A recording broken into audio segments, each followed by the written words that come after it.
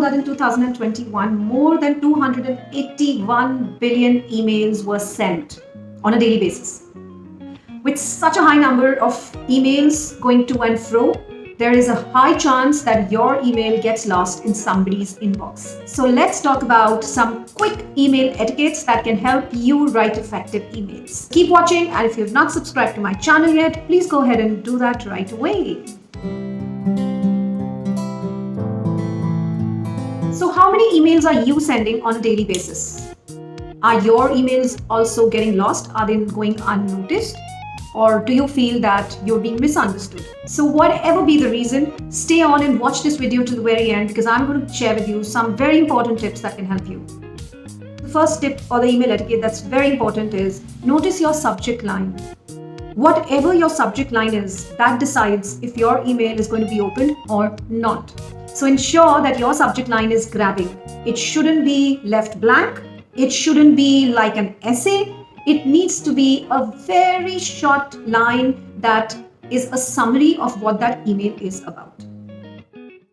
The second one is use professional greetings or salutations. Many times people just send in an email without saying good morning, good afternoon, hi, hellos, nothing. They just write straight away whatever they wish to write. Even if you're writing to somebody you know or maybe a new person, please ensure that you greet them. That is very, very, very important. You cannot start talking straight away. Even in your office, at whatever position you are in the hierarchy, ensure that you use a greeting. The next one, briefly introduce yourself. This one especially is for emails that are being sent to people who you've already met once or twice, or maybe you're just sending an email for the first time. Introduce yourself briefly so that either they know who you are or they can recall who you are. Do not expect them to know each and everything about you, even if you've met them once or twice. Now, this one is very important, and I think this is something that many people struggle with. We want to explain ourselves all the time, why we are doing certain things and what is it that we have to offer, or why any particular situation came up, whatever be the context, but each one of us loves to explain ourselves. And we don't realize that in today's fast world, people do not have the time to read a whole storybook. Use simple language, write it clearly and come straight to the point why that email is being written. If you have a lot to write in that email, write in paragraphs or use bullet points.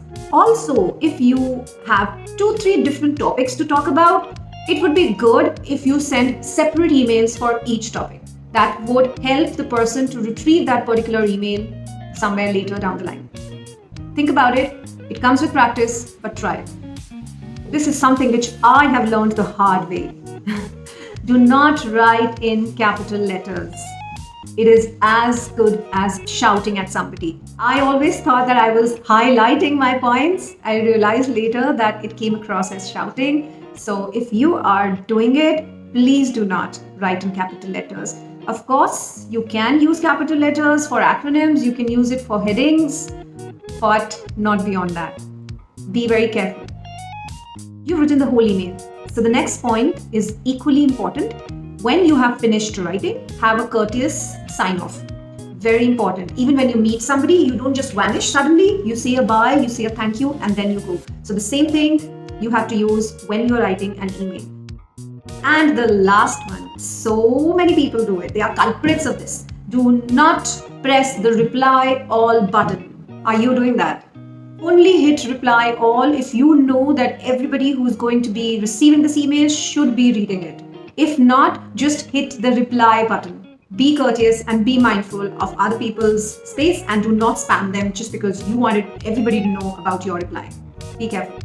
So these were just a few rules that I shared today. There are a lot many more which need to be understood for good business email writing.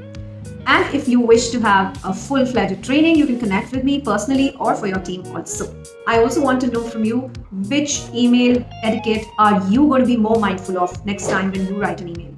And if you're still not connected with me and subscribed to my channel, please go ahead and do that right away. All the links are given with the description of this video, and I will wait to come back soon. See you. Take care.